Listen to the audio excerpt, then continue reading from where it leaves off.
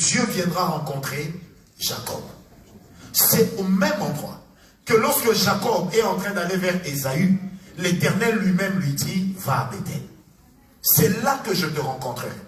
Comme si cette terre de Bethel était devenue un endroit spirituellement qui symbolisait la propriété de la famille d'Abraham.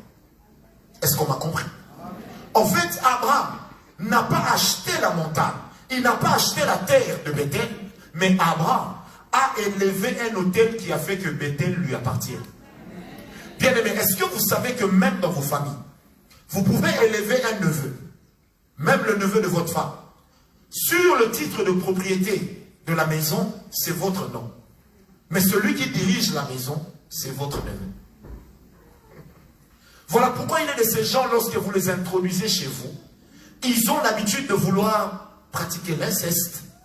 Ils veulent pratiquer l'impudicité, l'adultère, dans votre maison. Comme s'il n'y avait pas d'autel. Le problème, ce n'est pas qu'il n'y ait pas d'autel. Le problème, c'est que, en faisant cela, ils sont en train de lever un autel démoniaque qui leur permet de contrôler votre maison. Qui m'a donné un amen bien? C'est pourquoi vous allez remarquer, et cela se pratique souvent dans l'occultisme. Qu'est-ce qu'on fait? Lorsqu'une personne veut prendre la place de l'autre, il lui arrive de chercher à aller avec sa femme, mais ça doit être chez lui. Parce que la terre sur laquelle tu es censé trouver le repos, lorsqu'une personne l'a souillée par un acte d'abomination, l'acte d'abomination équivaut à un autel satanique qui permettra automatiquement à la personne de commencer à dominer sur toi. Parce que les actes d'abomination, qui sont des autels sataniques, qui permettent à la personne de dominer sur la terre sur laquelle tu es, peuvent aussi permettre à cette personne de commencer à passer ses transactions spirituelles là où toi tu es censé être chef. Ton argent.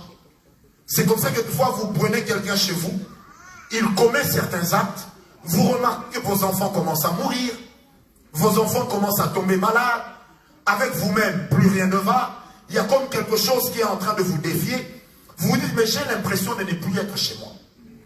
Cette impression-là veut simplement dire que là où tu te trouves, cette terre porte déjà le nom de quelqu'un d'autre. Or, la terre ne peut pas obéir à l'homme, mais la terre obéit à l'autel que tu trouves dessus. C'est pourquoi lorsque Élie a amené les prophètes de Baal sur le mont Carmel, Élie savait que comme c'est l'endroit où je présente à Dieu habituellement mes autels, peu importe ce que les prophètes de Baal feront, Baal ne peut pas se manifester ici. Parce que c'est déjà une propriété privée. Donc même si Élie était un prophète aux yeux de tous, aux yeux de cette terre et de cette montagne, seul le Dieu d'Élie avait la capacité de se manifester là-bas. C'est pourquoi je voudrais dire à une personne ce matin ou ce soir, même lorsque le Seigneur dit qu'il fera de toi un chef, tu vas remarquer que quand le Seigneur dit qu'il fera de toi un chef, il y a toujours un endroit où il fera de toi un chef. Et cet endroit-là, c'est l'endroit le plus disputé. Si Dieu dit, il t'élèvera là où tu travailles n'est pas dans l'espace. C'est sur une terre. Pourquoi il existe des saisons, lorsqu'ils arrivent au travail, directement, ils vont à la toilette. Et quand il veut quitter le travail, il repart encore à la toilette. Comme s'il était venu déposer quelque chose. Et quand il veut partir, il vient reprendre la chose qu'il avait déposée. Parce que sur des terres et à certains endroits, il est de ces pratiques qui permettent, il est de ces pratiques et de ces endroits qui permettent à ce que l'homme puisse entrer en possession de la terre alors que les autres dorment. C'est comme ça que vous allez remarquer dans certains bureaux, la secrétaire ou le secrétaire semble user de plus d'autorité que le chef. Le problème, c'est que le chef est chef sur papier. Mais c'est le secrétaire qui est même en train de diriger les pensées du chef. Oh, donne-moi un amen. Je disais, donne-moi un amen. Mais qu'est-ce qui lui donne cette possession? Qu'est-ce qui lui donne cette autorité? Ce sont les autels. Parce que les autels ne sont pas des inventions humaines, mais les autels sont des inventions divines. Au point que la Bible dira, en face du trône de Dieu se trouve l'autel. Et c'est sur cet autel que l'ange prend le parfum, qui est la louange des saints, qu'il présente à Dieu. Il ne présente pas à Dieu le parfum par terre, mais il le présente sur l'autel. C'est pourquoi la Bible n'est pas seulement un livre de révélation, mais la Bible est surtout un livre d'autel. Parce que Jésus n'est pas mort sur la croix comme une parole, il est d'abord mort à la croix comme étant le sacrifice pour nous. Parce que, bien aimé, les plus grandes transactions spirituelles ne peuvent se faire que par les autels. Quand tu veux investir dans un domaine, peu importe le domaine dans lequel tu investis, ce domaine aura toujours une zone d'exploitation. Tu dois te poser la question. Lorsque vous êtes 10 entreprises au même endroit, qu'est-ce qui fera le succès d'une entreprise par rapport aux autres? Ça ne sera pas seulement le plan marketing, mais ça sera d'abord ce que les gens font sur et avec leurs hôtels. Pourquoi Dieu a dit à Israël, il dit à Moïse, lorsque tu parleras à Pharaon, dis à Pharaon ceci, laisse aller mon peuple, afin qu'il me serve dans le désert. Et le même Dieu dira à Pharaon, à Moïse, dans Exode 12, il dira, tu diras aux Égyptiens, et je leur ordonnerai de prendre l'or, de prendre l'argent, de donner cela à Israël, afin qu'avec cela, Israël aille me servir dans le désert. Est-ce que vous me comprenez? Et lorsqu'Israël arrive dans le désert, ils ont commencé à rencontrer des peuples.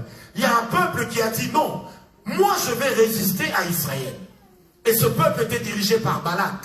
Dans Nombre 22, la Bible dit ceci, Balak est allé chercher Balaam, parce que tout le monde savait que Balaam avait une parole qui avait la capacité de s'accomplir et de s'imposer. Et quand Balaam a commencé à chercher spirituellement le peuple, il ne le voyait pas. Et Balak lui dit dans Nombre 23, change de place. Assurément que de là où tu es, tu ne le vois pas bien. Et quand il change de place, il change de position, à chaque fois, Balaam et Balak sont en train de présenter à Dieu, à leur Dieu, des autels.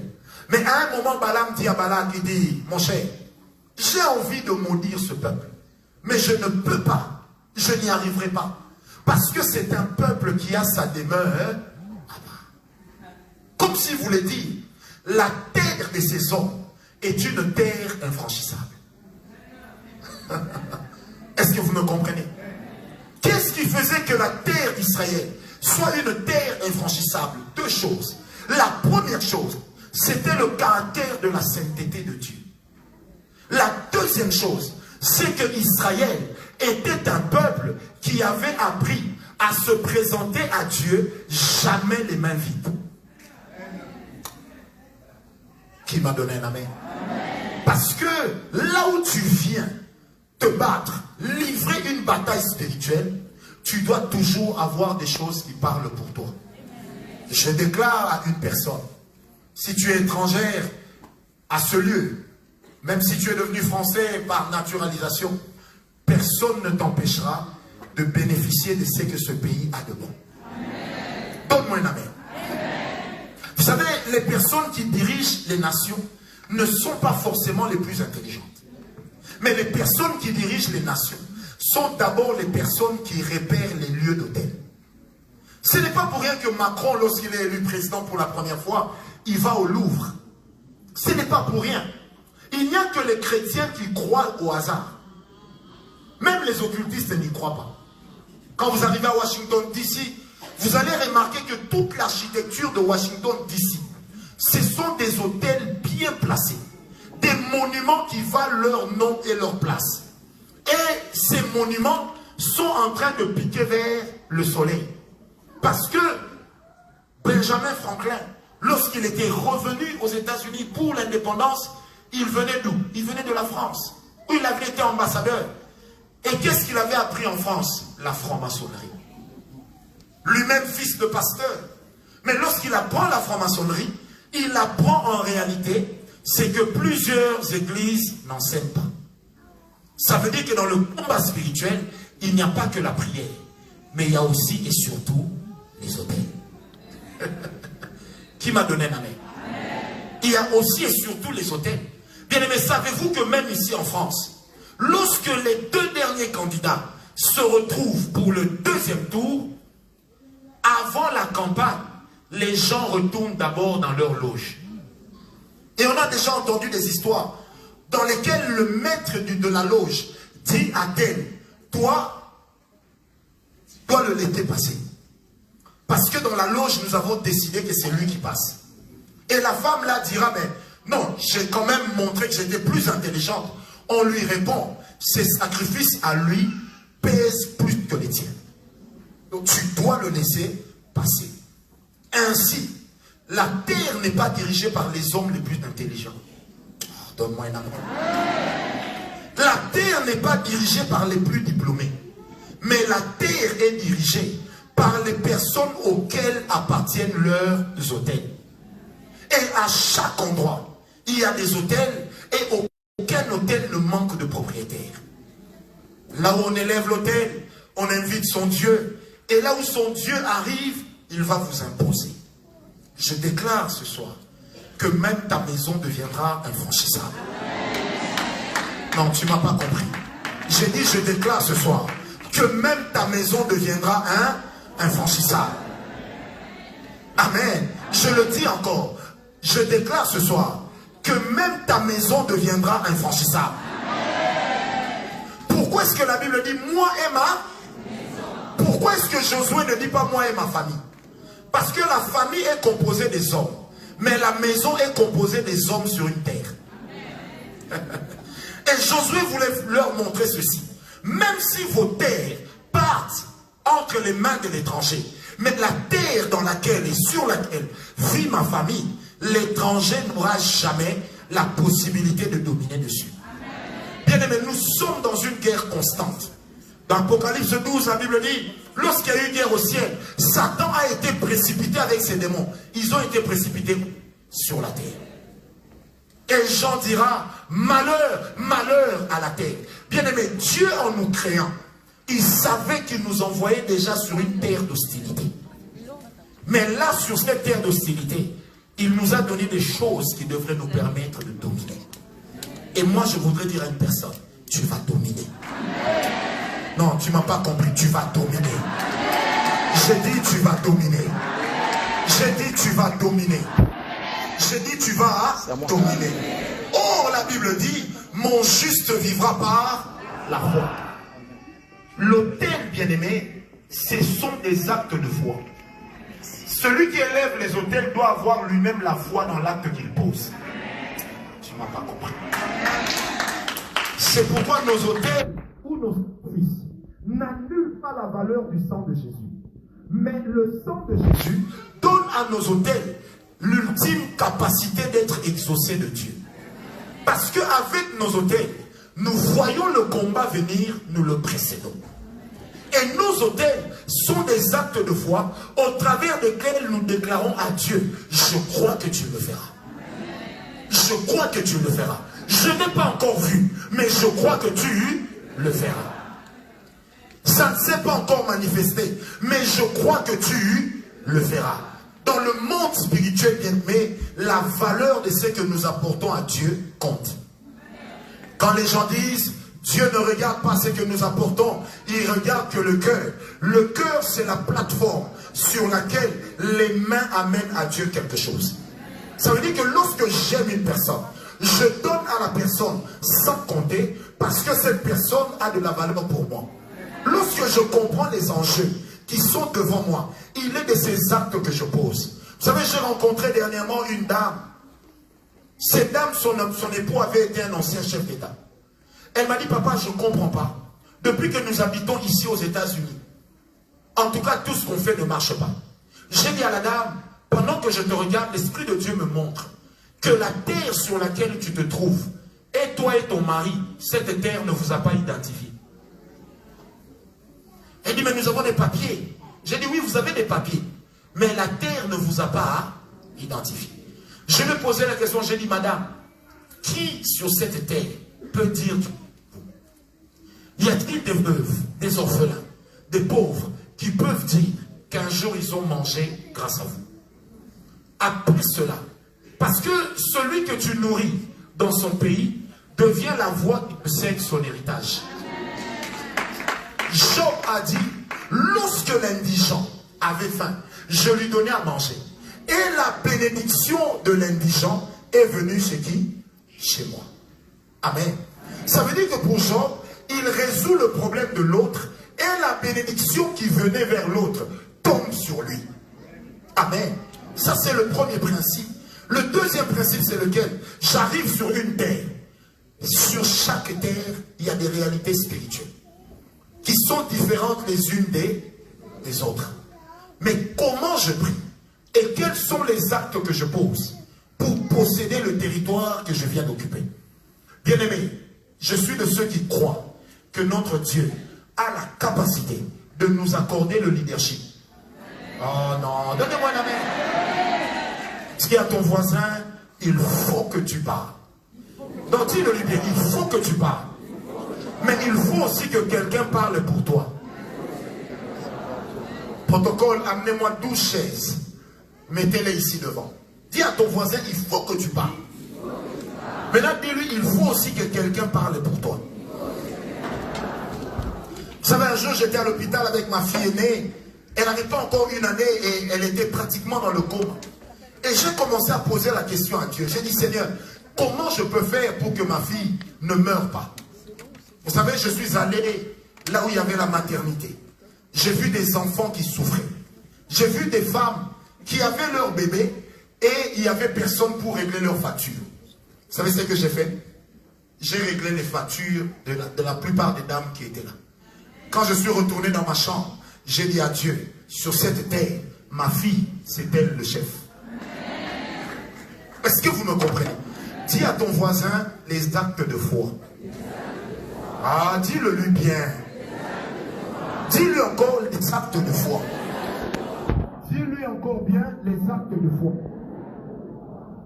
Vous savez, un jour, j'étais dans l'avion et puis j'étais en train de suivre un autre culte en direct à Kinshasa. Le prophète Jean Toto qui prêchait. Et il était en train de parler de très bonnes choses. Et vous savez, à un moment, j'ai attrapé une petite somme. Je me suis un peu comme affalé. Et j'ai vu vraiment le Seigneur me dire, prends autant. Et autant là, c'était tout ce que j'avais en ce moment-là. Il m'a dit, par rapport à là où tu vas, fais une offrande. J'ai écrit à mon assistante, vu que j'avais la connexion, j'ai écrit à mon assistante. Je lui ai dit, voilà, fais ceci, fais cela. Et je lui ai écrit, j'ai dit au prophète Jean Toto, seulement aujourd'hui, que je dois te remettre cette offrande. Au-delà d'être un ami, un frère, j'ai vu en lui un serviteur de Dieu. Amen. Et quand j'ai posé mon acte, et que l'assistante, quelques 4 heures après, m'a écrit, alors que j'étais toujours dans l'avion, pour me dire, papa, c'est fait. J'ai commencé à prier pour dire à Dieu, la terre là où je me rends, je t'informe que j'ai déjà le laissé passer au travers de l'acte que j'ai posé chez un serviteur de Dieu. Donne-moi un amen. C'est comme ça, mes amis, lorsque vous marchez avec Dieu, vous apprenez que là où tu habites, là où tu vis, la localisation d'une terre peut être humaine, elle peut aussi être physique. Ça veut dire qu'il y a la terre là où je me trouve actuellement, mais il y a aussi ma terre qui est la famille de laquelle je suis issu. Lorsque la Bible dit qu'on ne place pas les bornes placées par les anciens, sachez que ces anciens n'étaient pas tous des saints. Il y a des gens qui sont nés dans des familles dans lesquelles on a déjà dit, ici, quoi qu'on fasse, on ne dépassera pas un seuil. Quoi qu'on fasse, même si ton mariage est heureux, à un moment, il faut que tu divorces. Donc, on peut dire, tu peux être le plus intelligent, mais à chaque fois que tu te rapproches de l'accomplissement d'une grande promesse, tu as comme l'impression que la promesse s'éloigne. Pourquoi? Parce que les anciens de ta famille ont placé des bords. Ils ont déjà dit, chez nous, personne ne peut dépasser ce seuil.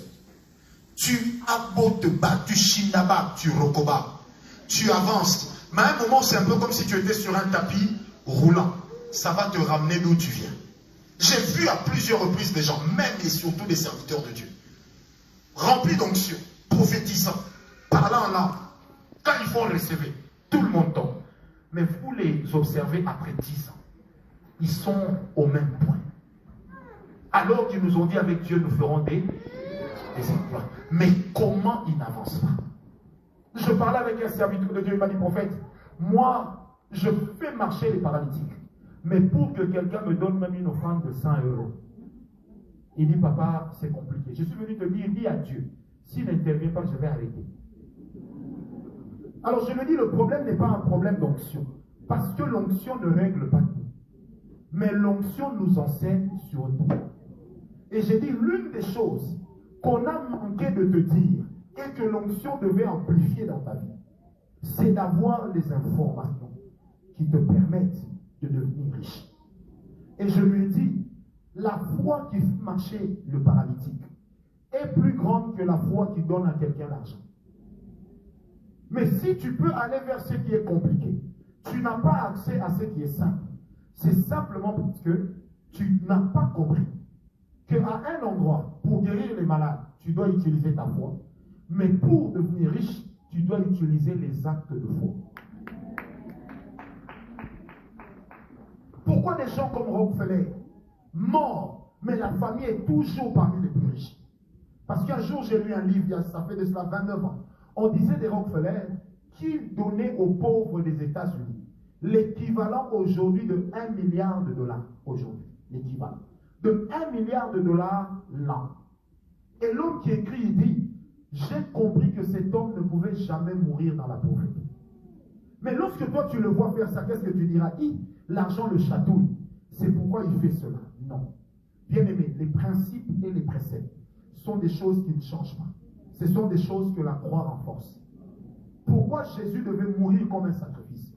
Parce que Dieu lui-même devait respecter le principe spirituel.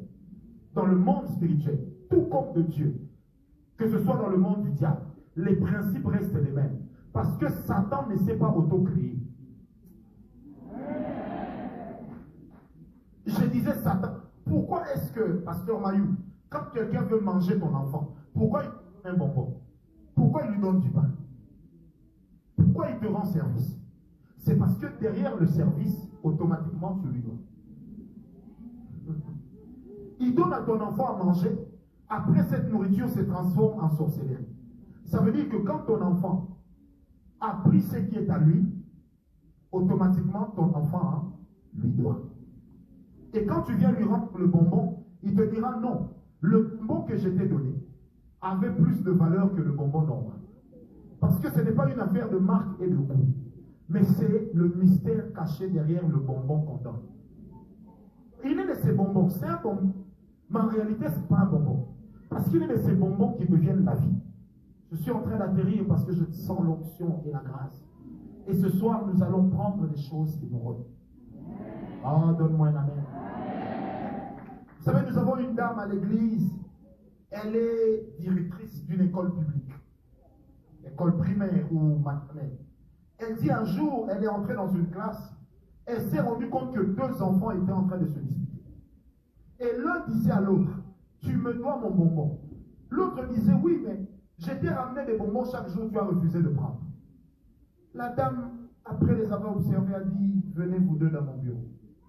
Elle les amène dans le bureau. Elle pose la question au petit qui avait mangé le bonbon. Elle dit, petit, ton bonbon était de quelle marque? Le petit dira, bonbon Kojak. La dame dira, allez acheter 10 bonbons, marque Kojak. On amène les bonbons. On donne au petit qui réclamait. Il dit, non, madame, dans mon bonbon, il y avait du sang. Il a pris mon bonbon, il me doit.